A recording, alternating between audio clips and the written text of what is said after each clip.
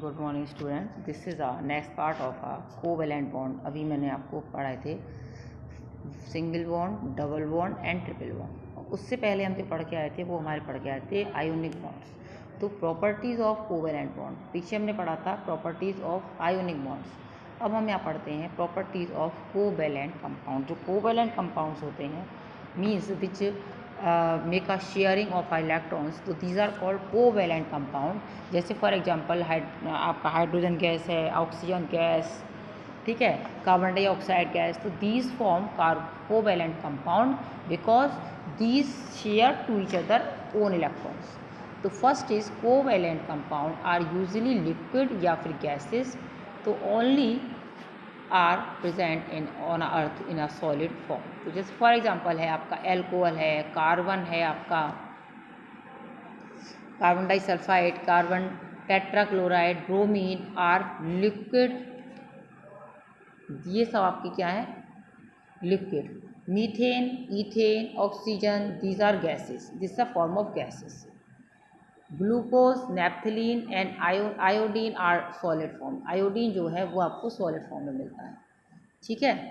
अब covalent compounds है weak forces. Covalent compound जो हैं, जैसे आयोनिक कंपाउंड्स के लिए हम क्या पढ़ के आए थे कि आयोनिक कंपाउंड्स जो हैं वो आपके स्ट्रॉन्ग फोर्स लेके बैठे होते हैं, जिसके कारण उनका मेल्टिंग पॉइंट और जो है वो बहुत ज़्यादा होता है। कोवेलेंट कंपाउंड है वीक बॉन्ड्स या weak forces. So attraction between the molecules के बीच में जो अट्रैक्शन है वो बहुत कम होता है, जिसके कारण ये यूजुअली लिक्विड और गैसियस फॉर्म में आपको देखने को मिल जाते हैं। अब नेक्स्ट आते हैं covalent compounds usually have low melting and boiling point. Low melting और बॉइलिंग पॉइंट क्यों होता है? क्योंकि इनके आपस की जो बॉन्डिंग है वेरी वीक है, कमज़ोर है, इस कारण से इसे आसानी से ब्रेक डाउन किया जाता है थोड़ा सा टेम्परेचर ही इंक्रीज करके। तो carbon tetrachloride has a low boiling point. ये जो 77 का डिग्री सेल्सियस है, this is a carbon tetrachloride, ये इसका बॉइलिंग पॉइंट है। तो the force of attraction between the molecules of a covalent is very weak, so small amount of heat is required for the ये है small amount of heat फिर require for the break of these bonds. इन bonds को बीच break करने के लिए बहुत कम एनर्जी की रिक्वायरमेंट हमें होती है, ठीक है।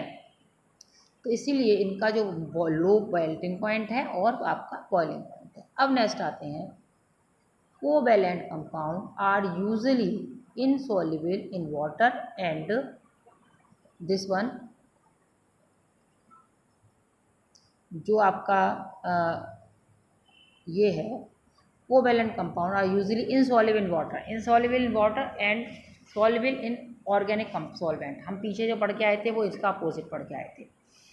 तो naphthalene is insoluble in water but dissolve in organic solvent just like this one. जैसे ग्लूकोज है, यूरिया है ना, इन सब में क्या होता है, ये आपका डिज़ोल्व हो जाता है और वाटर में ये आसानी से डिज़ोल्व, आसानी के इनसॉल्युबल है और सॉल्युबल इन वाटर। और glucose and urea are however soluble in water. तो polar covalent compounds like hydrogen chloride and ammonia are soluble in water. तो जो अमोनिया है और जो आपके पोलर कोवेलेंट कंपाउंड्स होते हैं जैसे कि हाइड्रोजन क्लोराइड क्या है, ये इसमें आपके एच आयंस भी हैं, आयंस वाली कंडीशन भी अप्लाई होती है, इसलिए ये जो हैं क्या होते हैं, सॉल्युबल हो जाते हैं इन वाटर। अब नेक्स्ट आते हैं covalent compound do not conduct electricity, this is because they do not contain ions. पीछे हमने पढ़ा था कि वो आयंस कंटेन करके रखे होते हैं, plus positive ions and negative ions, but in this condition because this are sharing, तो क्योंकि ये शेयरिंग करते हैं इसलिए इन पर कोई चार्ज नहीं होता है। तो for example covalent compounds like glucose है, urea, alcohol, carbon tetrachloride, these do not conduct electricity.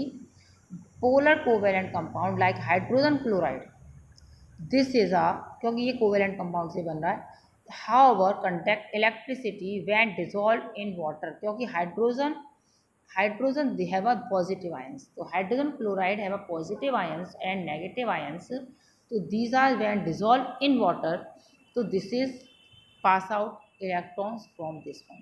तो यूजुअली कोवेलेंट कंपाउंड जो होते हैं वो क्या होते हैं, आपके नॉन इलेक्ट्रोलाइटिक होते हैं। ठीक है, अब नेक्स्ट आते हैं differences between ionic compounds and covalent compound.